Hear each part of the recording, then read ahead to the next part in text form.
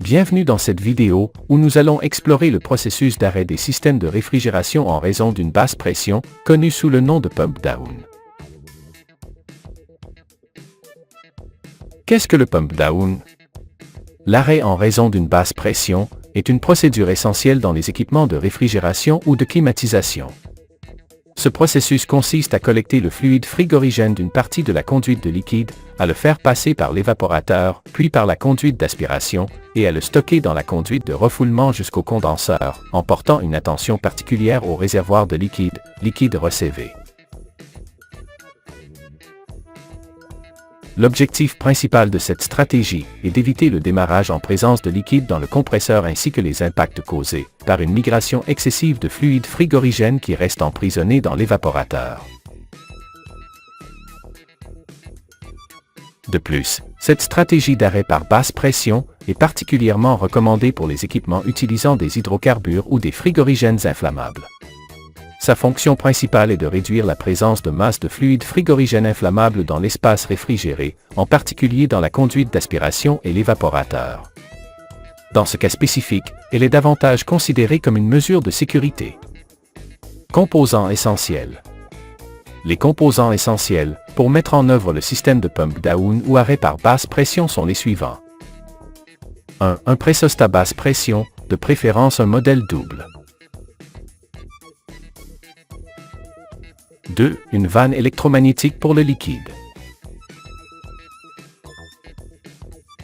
3. Un contrôleur électronique de réfrigération. Procédure d'arrêt par basse pression.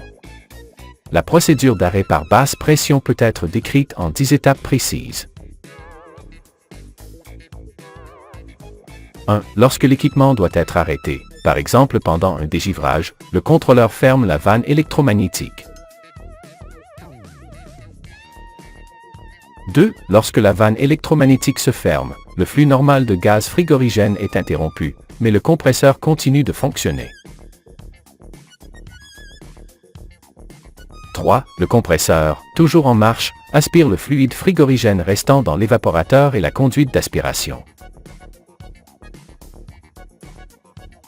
4. Pendant que le compresseur aspire, la pression diminue en dessous des valeurs normales, car il reste de moins en moins de fluide frigorigène disponible.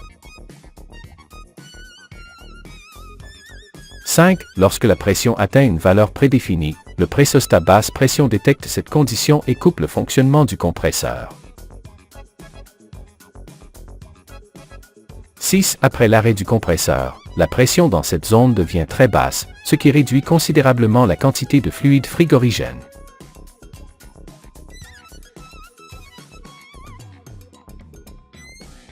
« 2. Lorsque la vanne électromagnétique se ferme, le flux normal de gaz frigorigène est interrompu, mais le compresseur continue de fonctionner. 3. Le compresseur, toujours en marche, aspire le fluide frigorigène restant dans l'évaporateur et la conduite d'aspiration. 4. Pendant que le compresseur aspire, la pression diminue en dessous des valeurs normales, car il reste de moins en moins de fluide frigorigène disponible. 5. Lorsque la pression atteint une valeur prédéfinie, le pressostat basse pression détecte cette condition et coupe le fonctionnement du compresseur.